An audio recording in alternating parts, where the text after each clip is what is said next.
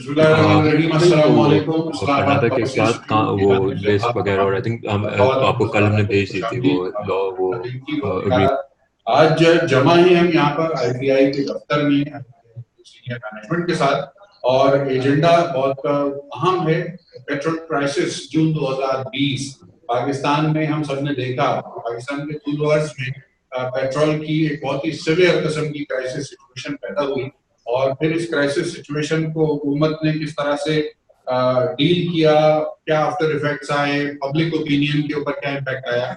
इससे बढ़कर ज्यादा अहम बात ये थी क्राइसिस आया कि इसके पस मंजर में क्या वजूहत थी, क्या थे वो मामलात के जो रेगुलेट करते हैं पाकिस्तान में फ्यूल की मुसलसल फराहमी को, और उसमें कहाँ पर किस जगह क्या तात्तुल आया, गवर्नमेंट ने क्या किरदार अदा किया, हुकूमत की अमूमी तौर पर किन इदारों की और किस किस्म की क्या जिम्मेदारियां थी, जिसके अंदर तात्तुल आने की वजह से सब कुछ हुआ। ये वो अहम तरीन मौजू कि जिसको जरूरी समझा इस्लामाबाद पॉलिसी इंस्टीट्यूट ने कि पाकिस्तान की हुकूमत के लिए, पाकिस्तान के अवाम के लिए और पाकिस्तान के इदारों के लिए इसके ऊपर मुफस्सिल और नहायत मोतबर अंदाज से तहकीक की जाए और तहकीक करके रिपोर्ट दी जाए। जैसे कि आपके इल्म में है कि इस्लामाबाद पॉलिसी इंस्टीट्यूट एक नॉन पार्टीसन इदारा है, नॉन प्रॉफिट इदारा है, और पाकिस्तान के मफाद आमा में काम करता है।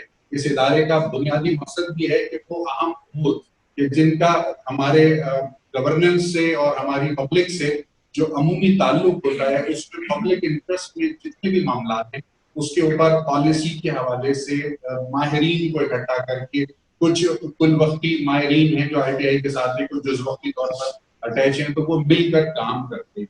इसका ये रिपोर्ट आज ऑफिशियली हम आपके सामने पेश करने जा रही है, और मैं सबसे पहले दावत दूंगा, रिक्वेस्ट करूंगा एग्जीक्यूटिव डायरेक्टर ITI मोहतरम जनाब सज्जाद बुखारी साहब से कि वो इब्तदाई कलमात से आप सब लोगों को आगाह कीजिए।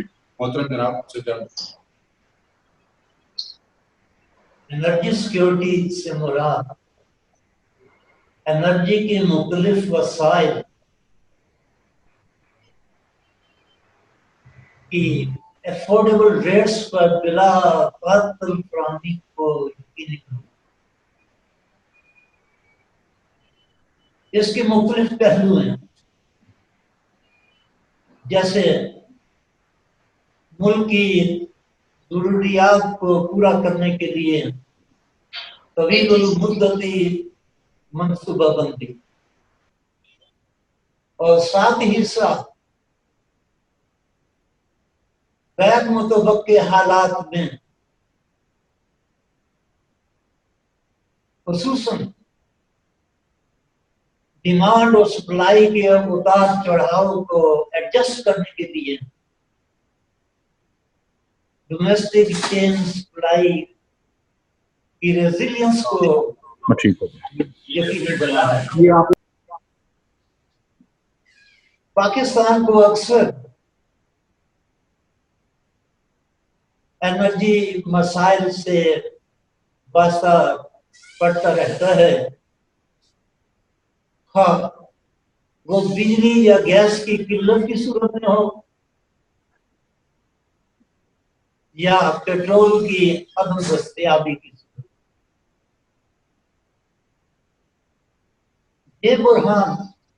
ये बहरान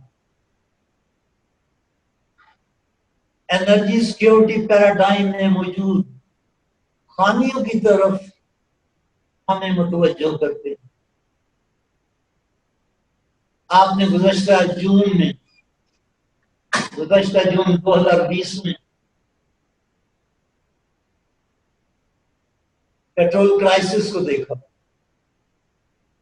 जो गुज़श्ता 5 सालों में दूसरा बड़ा पेट्रोल क्राइसिस था। और ये ऐसा crisis which not only underscored the fragility of oil supply chain in the country,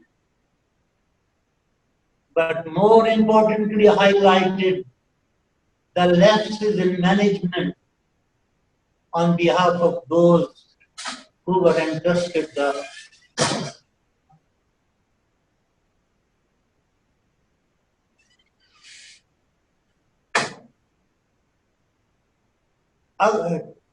کیا ہی اچھا ہوگا اگر یہ افراد جنہیں یہ ذمہ داری سونپی گئی تھی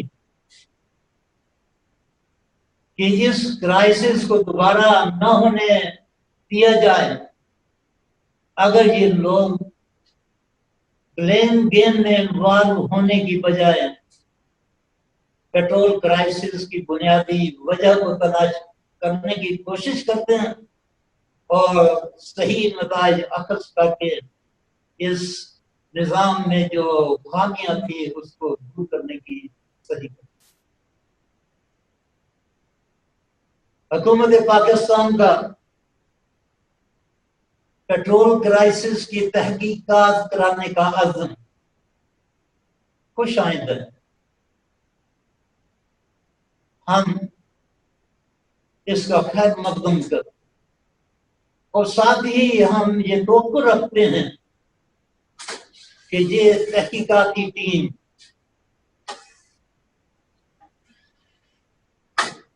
اس پیٹرول کرائسس کی تمام جہتوں کو مد نظر رکھتے ہوئے نہایت ہی معقول انداز میں اور غیر جانبدارانہ طور پر سنجیدگی اور متانت کے ساتھ اصل حقائق کا جائزہ لے کر اس کرائسس کی بنیادی وجہ کو تلاش کرنے کی کوشش کرے تاکہ انرجی کرائسس پیراڈائم میں موجود جتنی بھی خامیاں ہیں ان کی اصلاح ہو سکے.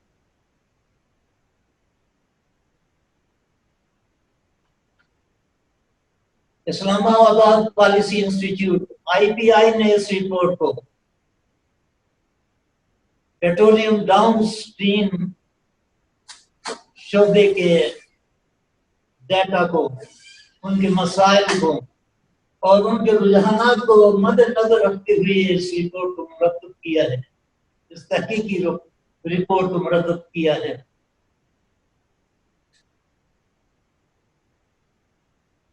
تاکہ اس کرائسس کی حقیقی اور بنیادی وجہ کو جانا جا سکے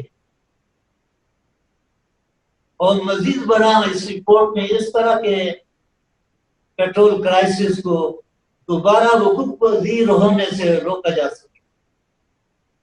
اور اس ضمن میں اس رپورٹ کے اندر ٹھوس عملی اقدام کی بھی سفارش کی گئی ہے تاکہ اس قسم کی صورتحال کو ملک کو دوبارہ سامنا نہ ہو. ہمیں یقین ہے کہ حالیہ پیٹرول کرائسس کی حقیقی اور بنیادی وجہ کو بہتر طور پر سمجھنے سے پیٹرولیم ڈاؤن سٹریم شعبے کو درپیش جتنے بھی مسائل ہیں انہیں حل کرنے کے لیے بہتر آپشن سامنے آئیں. پالیسی ایشوز پر ڈیبیٹس بھی ملک کے مستقبل کے لیے اہم ہیں. بہت بہت شکریہ ہمارے ساتھ موجود ہیں اس وقت بہت سینئر بہت ہی محترم ڈاکٹر محمد الیاس فاضل صاحب جو کہ ڈسٹنگوش فیلو ہیں IPI کے. اس کے علاوہ PhD پیٹرو کیمیکل کر چکے ہیں، ممبر آئل رہ چکے ہیں پروگرام میں، اور آئل کمپنی ایڈوائزری کمیٹی کے CEO بھی رہ چکے ہیں. یعنی حکومتی سطح کے اوپر بھی ایک بہت ہی مؤثر اور فعال کردار ادا کرتے رہے ہیں آئل انڈسٹری کے حوالے سے. اور یہ ہماری خوش بختی ہے کہ اس رپورٹ کی کو ترتیب بھی آپ نے دیا ہے. ہم ڈاکٹر صاحب سے گزارش کریں گے کہ وہ اس اپرچونٹی کا فائدہ اٹھائیں اور آپ کے سامنے یہ رپورٹ اس کے جو کلیدی نکات ہیں اہم ترین وہ آپ سے شیئر کر لیں ڈاکٹر صاحب کی اس ڈسکشن کے بعد. پھر ہم اگر اس کے اوپر آپ کے کوئی سوالات ہیں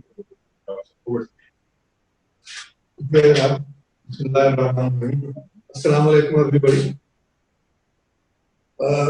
یہ بات ہو رہی ہے جون کے پہلے 10 دن میں جو پیٹرول کا کرائسس آیا ہے اس کے بارے میں، جس میں پیٹرول کی اویلیبلٹی ایشوز آئے تھے اور کافی جو پیٹرول پمپس تھے ان میں ڈرائی ہونے کی صورتحال بھی نظر آئی تھی.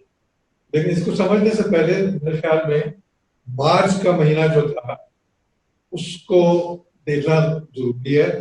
25 مارچ کو منسٹری آف پیٹرولیم نے ایک ڈائریکٹو کے تحت او ایم سیز کو یعنی آئل مارکیٹنگ کمپنیز کو اور ریفائنریز کو ڈائریکٹو یہ دیے کہ آپ till further notice import of petrol import of crude oil یہ بند کر دیجیے. اس کی بنیادی وجہ جو نظر آتی ہے اس ڈائریکٹو یہ تھی کہ پچھلے مہینوں میں کووڈ کی وجہ سے جو لاک ڈاؤنز ہوئے تھے, لوگ باہر آ نہیں رہے تھے, اس کی وجہ سے کنزمپشن جو ہے وہ بہت نیچے چلی گئی تھی. 40-50% کنزمپشن ہے اور اس وقت انہوں نے ڈیسیجن یہ لیا جو کہ ایونچولی یہ کنٹرول کیا جا سکتا ہے کہ صحیح نہیں تھا, کیونکہ ڈیسیجن لینے کے 14 دن کے بعد ہی اس ڈیسیجن کو واپس بھی لے لیا. انہوں نے شاید یہ ریئلائز کر لیا تھا کہ یہ ڈیسیجن ہم نے صحیح نہیں لیا, لیکن یہ تھوڑی سی لیک آف انڈرسٹینڈنگ شو کرتا ہے آن دی پارٹ آف پلانرز. آپ یہ ریئلائز کریں کہ جو پیٹرول کی آپ کی کنزمپشن ہے which is almost 7 million tons per annum اور 600,000 tons per month, یہ 30% آپ کی لوکل ریفائنریز سپلائی کرتی ہیں اور 70% آپ کا امپورٹ ہوتا ہے. اس کا مطلب یہ ہے کہ refineries alone cannot supply the entire market. ایک تو پہلے یہ بات سمجھنے کی ضرورت ہے. دوسری بات یہ سمجھنے کی ضرورت ہے کہ تمام امپورٹس جو آپ کی آتی ہیں وہ کراچی میں آتی ہیں. All import come by sea. کراچی سے وہ امپورٹ جو آتی ہے ان کے ٹینکس میں آئل مارکیٹنگ کمپنیز کے ٹینکس میں وہ ٹرانسفر ہوتی ہے all the way to up country, including mid country, including Punjab, including even K P کے. کے پی کے کی سچویشن تھوڑی سی مختلف اس لیے ہے کہ یہاں پہ جو آپ کی 5 ریفائنریز ہیں یعنی اس میں سے اٹک ریفائنری جو ہے وہ چونکہ راولپنڈی کے نزدیک واقع ہے, اٹک ریفائنری کوئی کروڈ امپورٹ نہیں کرتی, وہ ڈپینڈ کرتی ہے solely on local crude availability. Local crude availability چونکہ یہاں پہ ہے تو آپ کو اس ایریا میں سپلائیز کی پرابلم عام طور پہ نظر نہیں آتی اٹک ریفائنری یہاں پہ موجود. لیکن Attock refinery alone, like I said before, تمام او ایم سیز کی ریکوائرمنٹس کو پورا نہیں کر سکتی اور امپورٹ سے آگمنٹ کرنا ضروری ہے. کووڈ کی وجہ سے آپ یہ بھی غور کریں کہ اب تک جو سٹی ٹرانسپورٹ ہے اس پہ بھی پابندی لگ چکی تھی. دیٹ مینس کہ کراچی سے جو موومنٹ آف پروڈکٹ ہے بائی ٹرکس, جو کہ پیٹرول کی تمام موومنٹ جو ہوتی ہے بائی ٹرکس, جو مڈ کنٹری پائپ لائن ہے پیپکو کی جو اوریجنیٹ کرتی ہے کراچی سے اور مڈ کنٹری تک آتی ہے اور ماچھی کے لاہور اور ساہیوال تک یہ جاتی ہے, اس کا جو بیک بون انکمپلیٹ ہے ابھی اور Machike onward it is not connected with Peshawar. تو چونکہ تمام ٹرانسپورٹ پیٹرول کی ہوتی ٹینک لوری سے ہے اور ان کی جو آمد و رفت ہے اس پہ آپ نے پابندی لگائی ہوئی تھی. The only possible solution could have been کہ آپ پیٹرول کو بھی اس پائپ لائن کے تھرو ٹرانسپورٹ کر سکتے. وہ بھی اویلیبل نہیں تھا. وہ اس لیے اویلیبل نہیں تھا کہ یہ پائپ لائن جو ہے ابھی ٹریڈیشنلی صرف ہائی اسپیڈ ڈیزل جو ہے وہ ٹرانسپورٹ کرتی ہے. اس کو یعنی ڈوئل فیول پرپس کے لیے پلاننگ 2014-15 سے شروع ہو چکی بھی ہے, لیکن انفارچونیٹلی وہ ڈوئل فیول پہ ابھی تک کنورٹ نہیں ہوئی اور سننے میں آ رہا ہے کہ اس साल के आखिर तक वो डुअल फ्यूल के लिए तैयार हो जाएगा। बट द फैक्ट रिमेन्स कि ये ऑप्शन आपके पास नहीं मौजूद था जब आपने वो डिसीजन लिया एम्बार्गो लगाने का। दैट मीन्स चूंकि पेट्रोल उधर से आ नहीं सकता था, तो ये तो एक क्राइसिस ने बिल्डअप होना ही होना। जब आपने एम्बार्गो लगा लिया, उसके बाद क्या हुआ, उसके बाद इन बिटवीन दैट एंड मे के मिडिल तक आपको इसका कोई असर नजर नहीं आया। उसकी वजह यह है कि अभी तक लॉकडाउन और फिर रमजान शरीफ में जो यानी आमतौर पे ऑटोमेटिक एक पाबंदी लग जाती है, वो भी थी, कोविड भी था, उसकी वजह से लोग बाहर निकल नहीं रहे। लेकिन मई के मिडिल में अफवाहें आनी शुरू हो गई। अफवाहें क्या, मतलब है कि ओबरा ने ऑफिशियली अनाउंस भी कर दिया कि जी हम प्राइस रिडक्शन की तरफ जा रहे हैं, क्योंकि इंटरनेशनल मार्केट में प्राइस बेहद गिर चुकी है। अब वो जो डिसीजन था टू अनाउंस दैट, उसकी वजह से जो कस्टमर है उसको भी पता लग गया कि जी अब जून 1 से प्राइस नीचे आने वाली है। इसी तरह जो पेट्रोलियम के डीलर्स हैं, जो रिटेल आउटलेट वाले ओनर्स हैं, उनको भी अंदाजा हो गया। जब इस तरह की सूरत हाल होती है तो फिर कंज्यूमर ने अपने हाथ रोक लिए, जो वो खरीदारी कर भी रहा था उसने कहा कि चलो मैं इंतजार करूंगा। That was the main reason कि 1 जून को जब प्राइसेस जैसे ही अनाउंस हुई, they have come down by almost 7 to 10 rupees per litre.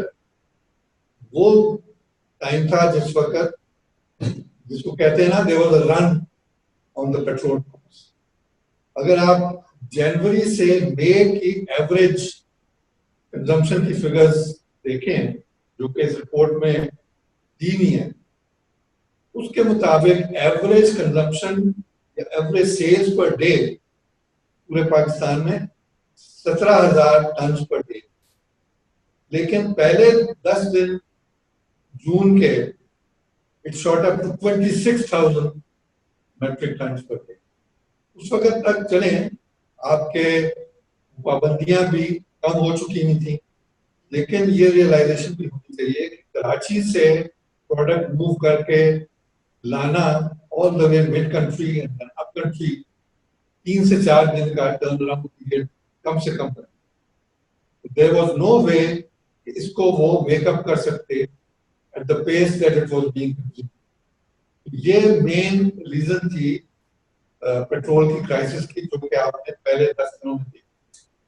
इसमें ये भी वादे करना जरूरी है कि इस सारी की प्लानिंग कैसे हो।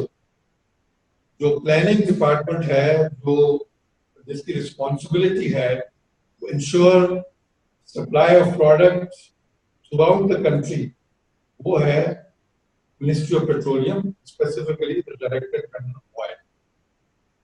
क्योंकि प्रोडक्ट रिव्यू मीटिंग हर महीने एक कन्वीन की जाती है, जिसको चेयर करते हैं डीजी ऑयल, और जिसमें पार्टिसिपेशन होती है oil companies advisory council.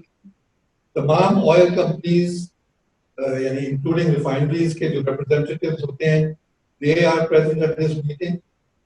Oil companies advisory council का रोल उसमें है supply the data, compile the data that is going to be used for the planning in that particular meeting. That data is provided individually by the individual respective oil marketing company and the refinery. वहां पे उस meeting में ये तय होता है कि जी product availability local क्या होगी, डिमांड क्या है, और डेफिसिट इंपोर्ट कितनी होगी। ये सारी उनके मंथली होती है। तो कोविड की वजह से जो एक एडिशनल फैक्टर इंट्रोड्यूस हो गया हुआ था, कंजम्पशन आपकी ड्रास्टिकली नीचे चली गई, उसको मोस्ट प्रोबेबली एंटिसिपेट करने में प्लानिंग ने उठाई हुई है। इसके अलावा जो ये नहीं समझा लोगों ने कि भाई एम्बार्गो तो हमने लगा दिया, लेकिन इसको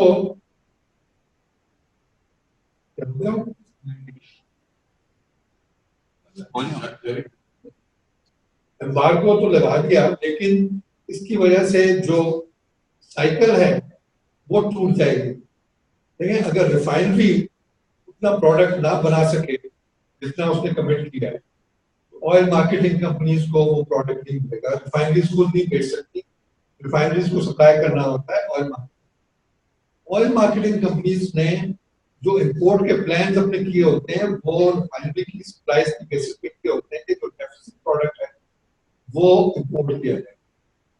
और आपकी जितनी भी रिफाइनरीज हैं एक्सेप्ट फॉर अटक रिफाइनरी, सब डिपेंड करती हैं on the import of crude. जब सप्लाई चेन ही इंपोर्ट की आपने तोड़ दी, तो ये एक्सपेक्ट करना कि ये 4-5 दिनों में ये रिस्टोर हो जाएगी, ये भी बिल्कुल नहीं हो सकता, इम्प्रैक्टिकल। इस चीज को ना समझने की वजह से भी ये एक क्राइसिस जो है ये आया, जिसकी वजह मैंने भी आपको बताया। मेरी तरफ से इसके अलावा रिकमेंडेशन आइंदा के लिए ये है बेसिकली कि इट इज नेसेसरी ये जो इंट्रिकेसीज हैं सप्लाई चेन की, इनसे वाकिफ लोग जो हैं उनको इस प्लानिंग को हेड करने की जरूरत है। अगर वो ये इंट्रिकेसीज नहीं समझेंगे तो फिर आइंदा भी ये होगा। जनवरी 2015 में भी एक पेट्रोल का क्राइसिस आया था, बड़ा सीवियर, और उसकी वजूहात कुछ और थी, लेकिन इसकी वजूहात मैंने आपको बता दी। वहां पे भी पेट्रोल प्राइमरीली द रीजन उसकी अवेलेबिलिटी नहीं थी, लेकिन उस सूरत में 5-6 महीने बिल्डअप होता रहा था because of this circular debt. Circular debt is still very much there, लेकिन इस दफा वो वजह नहीं थी। और उस वक्त जो भी हमने ओसीएस में, उस वक्त ओसीएससी का सीईओ भी था और मिनिस्ट्री ऑफ पेट्रोलियम के साथ बैठ के हमने दाए अमल भी बनाया था कि भाई आइंदा क्या करना चाहिए in order to avoid such a crisis in future. तो ऑल्दो उस वक्त बहुत कुछ हमने सीखा था, लेकिन इस क्राइसिस के बाद महसूस ये हो रहा है जो उस वक्त सीखा था वो वाकई हमने कुछ अभी तक सीखा नहीं है कि ये क्राइसिस दोबारा आया है। Sorry to be very frank, but I think अगर हमने आगे किसी चीज को लेके और अवॉइड करना है क्राइसिस को, उसकी वजह को समझना, एक्सेप्ट करना, अपनी गलती को एक्सेप्ट करना, और ब्लेम गेम जिसका भाई साहब ने भी जिक्र किया है उससे अपने आप को बचाना बहुत जरूरी। ये एक अटेम्प्ट है हमारी तरफ से to disclose the facts without finger pointing, without blame game that is evident in the media these days. That is not the purpose of this. The purpose of this report is to learn from what has happened and to avoid this in future. बहुत शुक्रिया doctor साहब, आपने बहुत ही मुफस्सिल अंदाज से सारी सूरत-हाल बताई और मेरी बड़ी लर्निंग हुई है। मैं इंशाल्लाह आपकी इस गुफ्तगू की रोशनी में अगला प्रोग्राम जब इस उन्वान से करूंगा तो यकीनन वो ज्यादा बेहतर होगा। बात दरअसल ये है कि पाकिस्तान जैसे वो तमाम ममालिक जिनको इन्हिसार करना पड़ता है ज्यादातर तेल की दरामद के ऊपर, उनके यहाँ एक साइकिल होता है और वो साइकिल एक चेन ऑफ इवेंट्स के ऊपर डिपेंडेंट होता है। इस चेन ऑफ इवेंट्स की जो सीक्वेंसिंग है, इसमें कई प्राइवेट सेक्टर का भी किरदार है, कई हुकूमत का किरदार भी है और इसके अंदर कंज्यूमर बायर का भी किरदार है और इसमें कोविड जैसी नागहानी का भी किरदार है कई मतलब इस शक्ल में सामने आया। तो पता ये चला कि वो चेन ऑफ इवेंट्स पे जब जहाँ अनसर्टेनिटी का पहलू बढ़ा वहां पर आपकी पेट्रोल क्राइसिस को इजाफा मिलता चला गया और इसमें यकीनी तौर पर किसी एक कंपोनेंट के ऊपर इल्जाम नहीं लगाया जा सकता जो मैं समझाऊं कि जनाब पिन पॉइंट कर दिया हमने कि नहीं जनाब ये कल्प्रिट है और इस शोबे की वजह से सारी परेशानी आई है। ये बड़ा अच्छा एक काम डॉक्टर साहब ने कर दिया। हमारे साथ मौजूद है इस वक्त कराची से सीनियर फेलो हैं IPI के मोहतरम जनाब फरहान रिजवी साहब। मैं रिक्वेस्ट करूंगा रिजवी साहब से कि वो जरूर प्लीज कमेंट कीजिए आज की सेशन की। फरहान रिजवी साहब फ्रॉम कराची। जी अस्सलाम वालेकुम। बेसिकली तो डॉक्टर साहब ने और सीनियर तमाम लोगों ने जो है वो जो रिपोर्ट अभी पेश की है उसके बाद हमारे डिस्कशन करने की कोई गुंजाइश बची तो नहीं है. मैं सिर्फ चंद जो चीज़ें हैं वो ऐड करना चाहूँगा इसमें कि एक तो to acquire a OMC license you need to maintain 21 days inventory. आपको जब 21 डेज की इन्वेंट्री मेंटेन करने की शर्त पे लाइसेंस दिया जाता है तो अगर रेगुलेटरी अथॉरिटी ये मॉनिटर करे कि कौन सी OMCs हैं जिन्होंने 21 डेज से ज़्यादा के लिए अपनी इन्वेंट्री मैनेज की है तो बात सवाल बनता है कि जो है वो किसी तरह की कोई ज़ख़ीरा अंदोज़ी कर रही है या प्राइस मैनिपुलेशन हो रही है. अगर तो वो अपना लाइसेंस ही मेंटेन कर रहे हैं और अपनी लाइसेंस की ही कंप्लाइंस कर रहे हैं तो ये कहना तो शायद गलत होगा कि जो है वो इस तरह की ज़ख़ीरा अंदोज़ी हो रही है या कोई इस तरह का इवेंट है जिससे नज़र आए कि वो प्राइस मैनिपुलेशन करना चाह रहे हैं.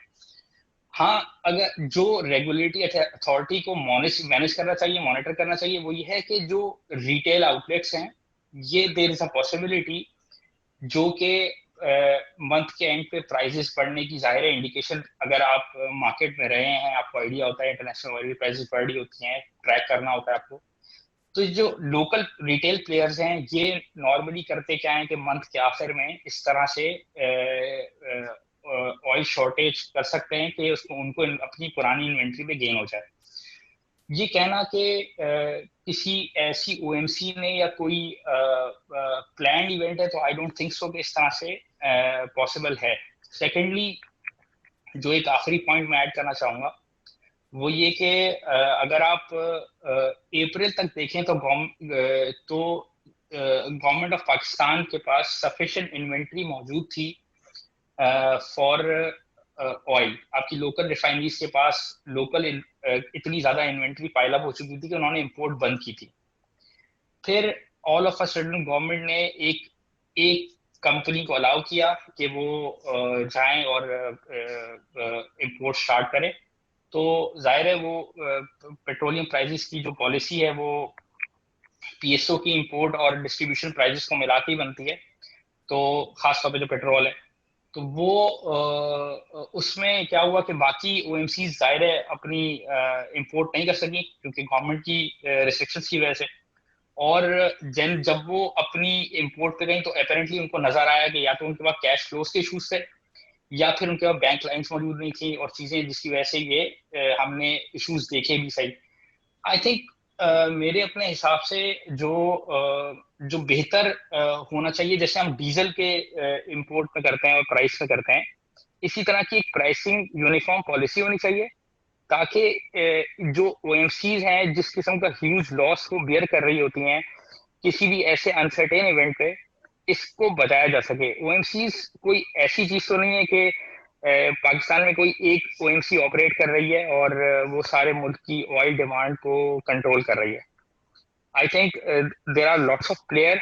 जो पाकिस्तान की सबसे बड़ी OMC है पाकिस्तान स्टेट ऑयल, इसका 1/4 शेयर होगा, बाकी रेस्ट प्राइवेट OMCs मैनेज करती हैं. अगर हम एक यूनिफाइड एक फॉर्मूला बना लें, इन चीज़ों को फॉर्मुलेट कर लें कि प्राइसिंग में बाकी जो प्लेयर्स हैं या मार्केट में लोग काम कर रहे हैं उनको उनकी चीज़ें भी ख़राब ना हो तो ये ज़्यादा बेहतर रहेगा रादर देन कि हम हर दफ़ा एक नए क्राइसिस पे अपने आप को दोबारा से सर जोड़ के बैठें और इसका सद्देबाब ढूंढें या ब्लेम गेम करें. तो ये ज़्यादा बेहतर रहेगा मेरी अपनी सजेशन के मुताबिक कि एक यूनिफॉर्म पॉलिसी होनी चाहिए रेगुलेटर की तरफ से भी ताकि जितने भी मार्केट पार्टिसिपेंट्स हैं उनके लिए इक्वली चीज़ें मैनेज की जा सकें. Thank you.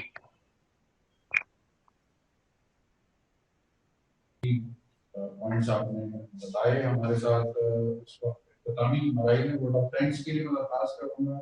जानी मानी शख्सियत बोर्ड मेंबर हैं IPI के जनाब सानी महमूद खान साहब, मारूफ मीडिया पर्सनैलिटी सानी महमूद खान साहब का vote of thanks from Karachi.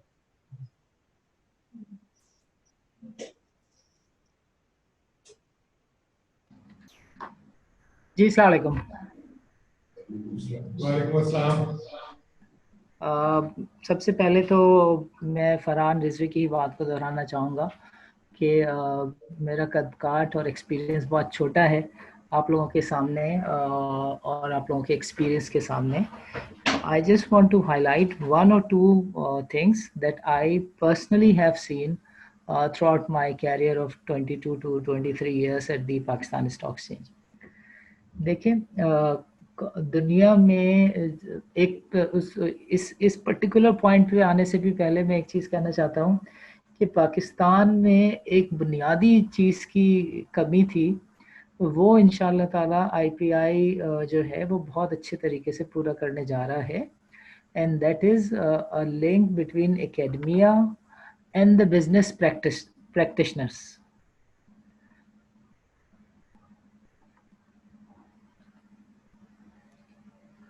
So we hope to meet this challenge, and we hope to come up and reposition ourselves کہ اکیڈمیا اور جو بزنسز ہیں ہم ان کا ایک افیکٹو جو ہے وہ لنک استوار کر سکیں اور اس گیپ کو برج کر سکیں, کہ جس کی بدولت یہ ہوتا ہے کہ ہماری جو انڈسٹری ہے وہ جو پریکٹس کر رہی ہوتی ہے اس میں اکیڈمیا کا جو رول ہے وہ مسنگ ہوتا ہے.